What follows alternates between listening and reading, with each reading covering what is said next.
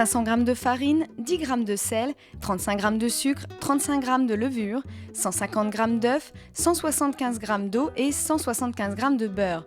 Le tout agrémenté de raisins et d'amandes, voici la recette du Kouglof.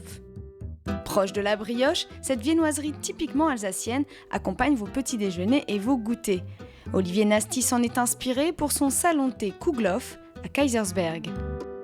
Cette recette, je l'ai prise d'un pâtissier, d'une base d'un livre. Elle n'a pas vraiment évolué, elle est restée un peu telle qu'elle est parce qu'on l'a aimée. Mais je pense que toute recette, elle doit être respectée, mais elle peut aussi un petit peu évoluer des fois selon la saison, selon le temps extérieur, selon l'humidité. J'ai vu ma grand-mère il y a 35 ans en arrière, elle le pointait. Je me souviens, elle regardait, elle me disait regarde le beurre, il faut en rajouter selon la texture. Et surtout, elle le mettait dans une bassine, elle le faisait pousser sur le radiateur. Et je me souviens, plusieurs fois, elle les avait oubliés et ça débordait, il y en avait partout. Tout le monde peut réussir un bon Kouglof sucré, mais il faut connaître quelques astuces. Faire macérer les raisins dans du rhum, mouiller les amandes avant de les déposer dans le moule et mettre le reste des ingrédients, à l'exception du beurre, dans le robot. La suite, par contre, c'est toute une technique. Le pétrissage qui est important, c'est-à-dire qu'on va donner du corps à la pâte, on va mélanger, on va ajouter le beurre, on va lisser la pâte et on va la faire claquer.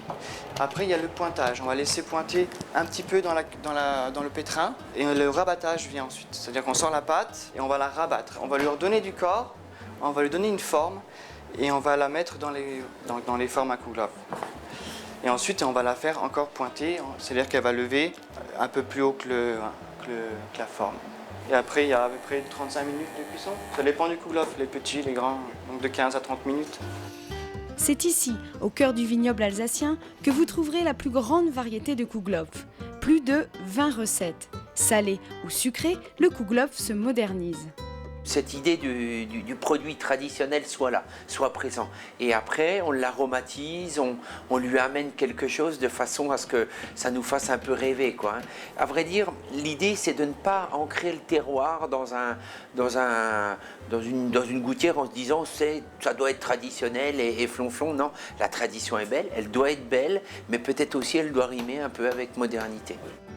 Quand Olivier parle de modernité, on peut y voir des nouvelles formes, des nouveaux parfums, café, calisson, pistache, orange, cola ou encore fraise, mais aussi de la couleur.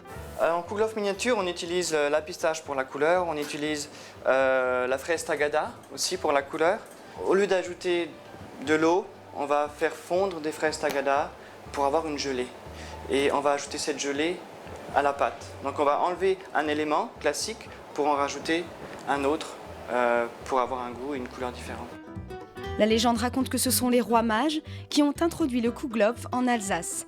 Pour remercier un Ribeauvilléen, M. Kugel, de son hospitalité, ils façonnèrent un gâteau spécial avec son moule, le célèbre Kouglof. Une viennoiserie chargée d'histoire, et ce n'est pas Paul qui dira le contraire. Chers amis du terroir, bonjour. Savez-vous qu'il y a au moins 6 manières d'écrire Kouglof ici en Alsace? Et quant au nombre de recettes, probablement autant qu'il y a d'Alsaciens.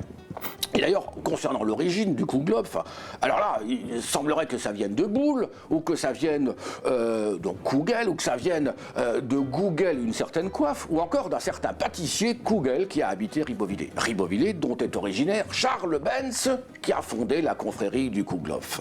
Et maintenant, un petit secret. Marie-Antoinette, l'Autrichienne, elle adorait le Kouglof. Mais c'est pas ça qui lui empêchait de perdre la boule.